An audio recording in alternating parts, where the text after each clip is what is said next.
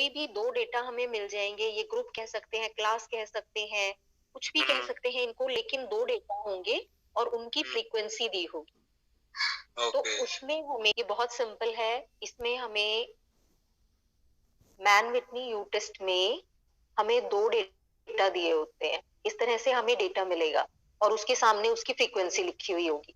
तो दोनों डेटा को हमें अलग अलग लिख लेना है, ठीक है। और इनमें हमें कंबाइंड रैंक करना है।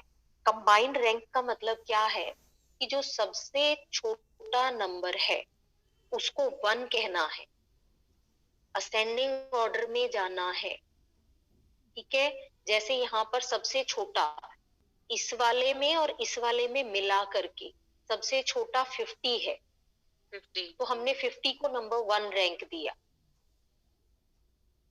देख रहे हैं। फिर उसके बाद इधर दोनों में देखना है, इसीलिए ये कंबाइंड रैंकिंग कहलाता है। कंबाइंड का मतलब दोनों को मिला के। इधर फिर इसमें पूरे में देखा तो ये 59 है दूसरे नंबर पर, इसको नंबर 2 रैंक दे दिया। उसके बाद 62 आ जाता है नंबर 3, 64, फिर 65। इस तरह से पूरे में रैंकिंग करनी है। रैंकिंग करते हुए क्या ध्यान रखना है कि आपकी टोटल जितनी एंट्रीज है उतनी ही आपकी रैंक आनी चाहिए। टोटल एंट्रीज जैसे देखो हमारे इन दोनों में यहाँ पर भी 10 है और यहाँ पर भी 10 है, तो टोटल मिला के 20 हो गए, तो हमारा लास्ट रैंक भी 20 आएगा। ये ध्यान रखना है। अगर एक कम रहता है या ज्यादा होता है इसका मतलब कुछ गड़बड़ कर दिया, कोई नंबर स्किप कर दिया या एक्स्ट्रा ले लिया हम लोगों ने।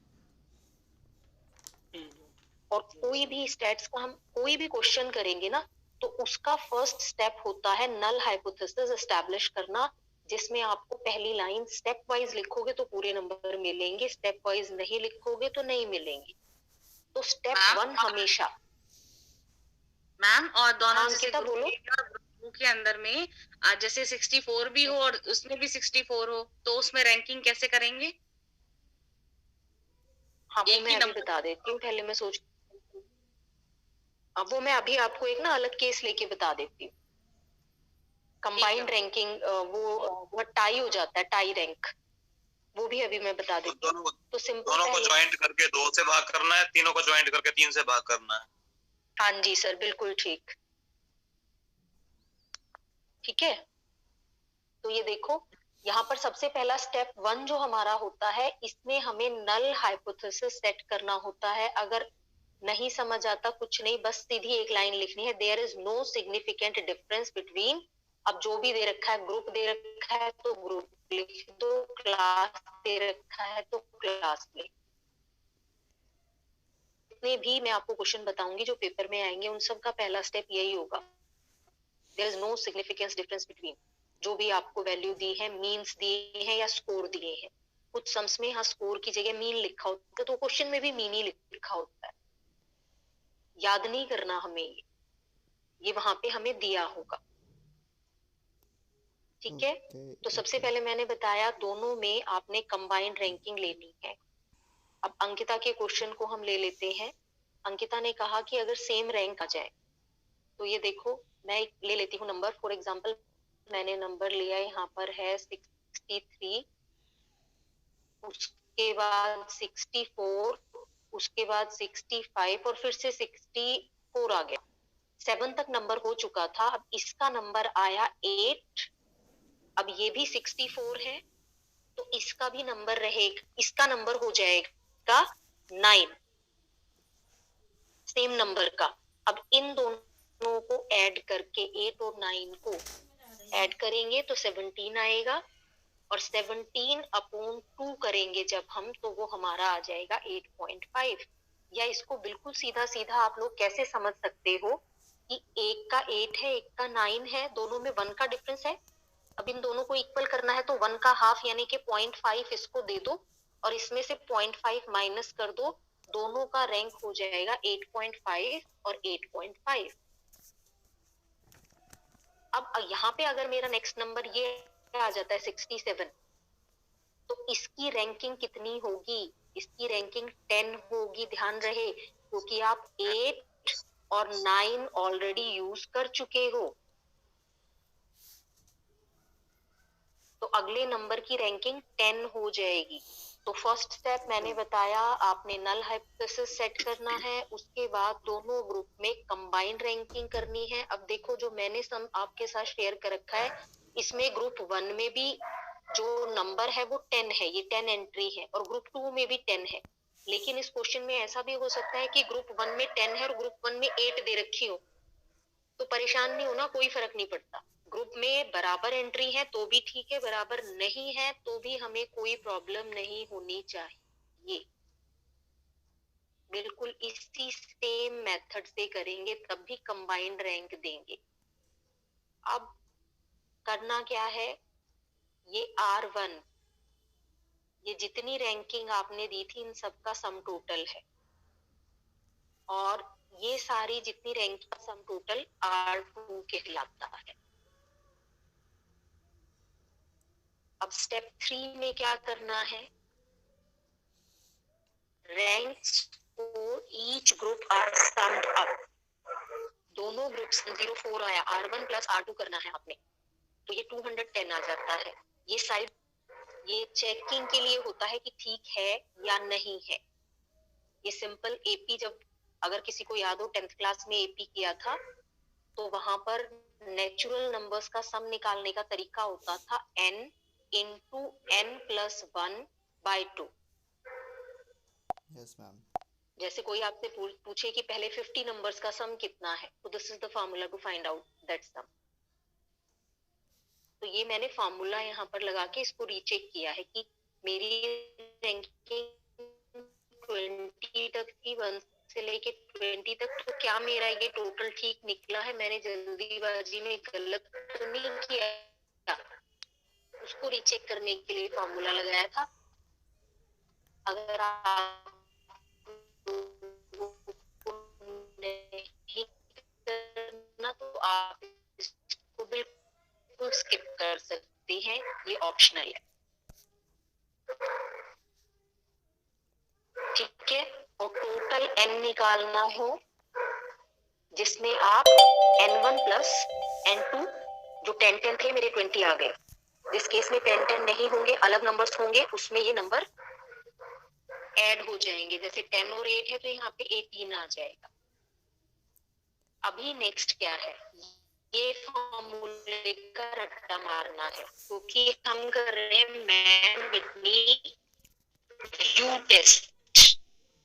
तो अब हमें u की वैल्यू निकालनी है, ये u का फॉर्मूला है, u is equal to n1 into n2 plus in the bracket n1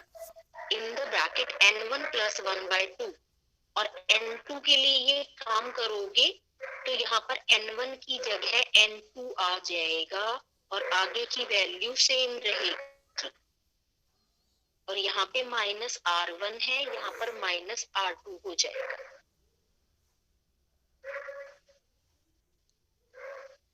ये फॉर्मूला रटना है, बार बार लिखोगे तो याद हो जाएगा, बहुत अच्छे से याद करना है, भूलना नहीं है किसी भी तरह से। इसको घर में जहाँ सबसे ज्यादा टाइम स्पेंड होता है, एक पेपर पे लिख के वहां पे लगा लो, वहां एक बड़ा सा चार्ट लगा लो और उस पे 4 सम जो मैं सिखाऊंगी, चारों के फॉर्मूले एक साथ लिख लेना। इससे आसान कोई तरीका नहीं है स्टेट्स पास करने का, ठीक है। अब n1 इंटू n2 मल्टीप्लाई किया है हमने, तो 10 इंटू 10 100 आ गया, और n1 की वैल्यू मेरी कितनी है, 10 है। तो ये सॉल्व करके 55 कैसे आया ये बता रही हूँ। देखो n1 की वैल्यू मेरी 10 है, तो 10 इंटू 10 प्लस 1 11 अपॉन 2 कट के आ गया 5, 11 5 जा 55 ऐसे आया। और माइनस R1 की वैल्यू हमने कैलकुलेट की थी 106। पूरे को सॉल्व किया तो मेरे u की वैल्यू आ गई 49। अब एक u निकालते हैं, चाहो तो u और u डैश लिख सकते हो, चाहो तो u1 और u2 भी लिख सकते हो। तो u डैश की जगह आप लोग यहाँ पर आप u या u1 भी लिख सकते हैं, इसको u1 और इसको u2 लिखे। यहाँ पर ना ये वाला स्टेप 5 हमें छोड़ना पड़ेगा पेपर में, क्योंकि पेपर में हमें कोई टेबल दी नहीं होती और कोई क्रिटिकल वैल्यू नहीं दी होती। अगर तो क्वेश्चन के साथ साथ क्रिटिकल वैल्यू दे रखी है, ध्यान से सुने, अगर क्वेश्चन में क्रिटिकल वैल्यू दे रखी है, अब ये मैंने यहाँ पर U के नीचे CRI क्रिटिकल लिखा है, टेबल से देखकर ये वैल्यू 23 थी, तो मेरे दोनों ही U की वैल्यू इससे बड़ी है। मेरे U की एक वैल्यू 49 आ रही है और एक वैल्यू 51 आ रही है। वाला स्टेप जो मैंने बोला कि उस स्टेप में हमें अगर क्वेश्चन में हमें कुछ दे नहीं रखा तो हमारा वहीं पर सम खत्म हो जाता है, U की दोनों वैल्यू निकाल के और क्वेश्चन पूरा हो जाता है। इससे इजी सम था। और इससे भी इजी एक और है कैंडल टाउ, वो कभी आता है कभी नहीं आता है, पर वो इजी बहुत है। तो पहले 4 जो पक्के आते हैं वो करा के, और अगर टाइम बचा और आप लोगों को लगा कि हाँ करा दो, तो एक कैंडल टाउ में आपको और करा दो। तो मेरी तरफ से आज का डन है, बस एक ये छोटा सा सम ही सिखाना था मुझे। अब आप बोले किसी को कोई प्रॉब्लम है तो। हो गया। मैम एक बात पूछनी थी, हमने इसमें जो रैंक ऑर्डर लिया वो लोएस्ट टू हायर लिया, हमने इसमें rank order lowest to higher लिया है, अगर परसेंटेज आएगी तो हम हायर टू लोअर लेंगे? सर परसेंटेज का सम नहीं आता मैन विटनी का। अच्छा, मैन विटनी का नहीं आता है? और परसेंटेज नहीं सर, और परसेंटेज में भी लोएस्ट टू हाईएस्ट ही जाएंगे, हाईएस्ट टू लोएस्ट कभी नहीं जाएंगे मैन विटनी में। मैन विटनी में हमेशा सबसे कम वैल्यू को सबसे छोटा रैंक देते हैं। ओके ठीक है मैम, समझ में आ गया है। और किसी का समझ में आ गया, बिल्कुल आ गया है। n+1 आ गया मैम। ये n = n+1 ये लिखना कंपल्सरी तो नहीं है ना फर्स्ट स्टेप में अंदर? n1 + s2 = 20 करके काम खत्म कर सकते हैं? हाँ सर बिल्कुल कर सकते हैं, क्योंकि उसमें तो ये तो वेरीफाई के लिए लिखा था, वो आप छोड़ सकते हैं। ओके क्योंकि रो तो अलग हो सकता है किसी में 10। ठीक सर रो पे मत जाइए, अभी जब रो सिखाऊंगी तब आप इसका पूछ लीजिएगा, कंफ्यूजन हो। अभी बिल्कुल क्लियर माइंड रख के और सिर्फ इसी सम की प्रैक्टिस करो, सो दैट 4 नंबर पक्के हो जाए। ठीक है guys. Okay ma'am. Yes ma'am. चलो मनी, उत्कर्ष, हिमांशु, अंकिता, किसी का कोई कंफ्यूजन है तो बोलो गाइस। नहीं, मेरा नहीं है, हो गया समझ। Thank you.